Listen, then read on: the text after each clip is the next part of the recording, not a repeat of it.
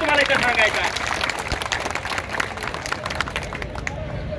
कारण ज्या ज्या धर्मांध शक्तीची नजर आमच्यावरती, आमच्या धंद्यावरती आहे, आमच्या रोजगारावरती आहे,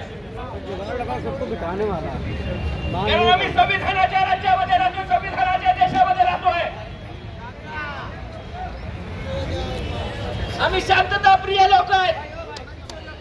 तुम्हाला आठवत आहे, तुम्ही बघितलंय,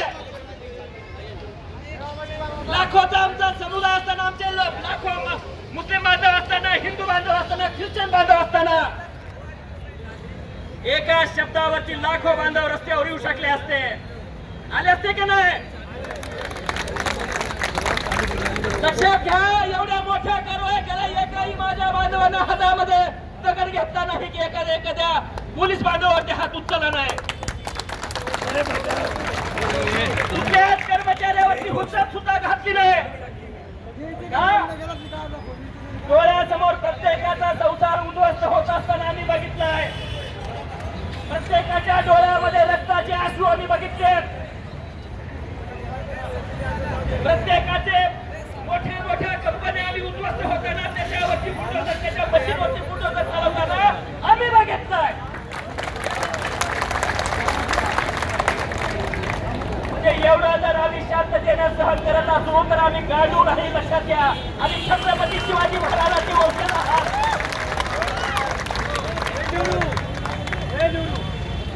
कारण आमच्या आई वडिलांची, आमच्या सर्व म्हणजे साधू संतांची आम्हाला शिकवण आहे. आम्हाला सगळ्यांना हातात हात घालून आम्हाला शांततेने आणि समतेचा संदेश देणारी आमची शिकवण आहे.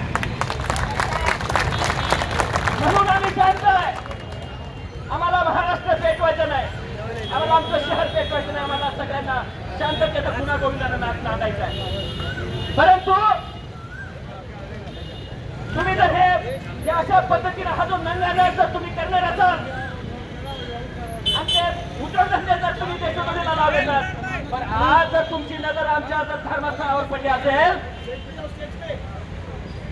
तर तुम्ही किती बेकायदेशीर आहेत. खास महापालिकेचे दुसरे वरचे जे 2 मजले आहेत ते अनधिकृत आहेत.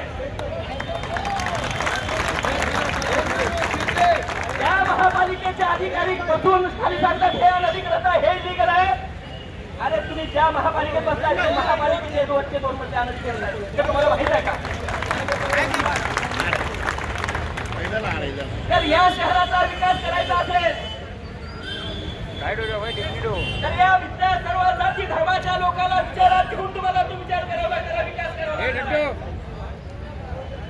आमचा रोजगार हिसकावून, आमचे उद्योगधंदे हिसकावून, आमचे धर्मस्थळ हिसकावून, हे जमीन रोज करून तुम्हाला तुम्ही कसा विकास करणार आहे? हा विकास असला आम्हाला नको आहे.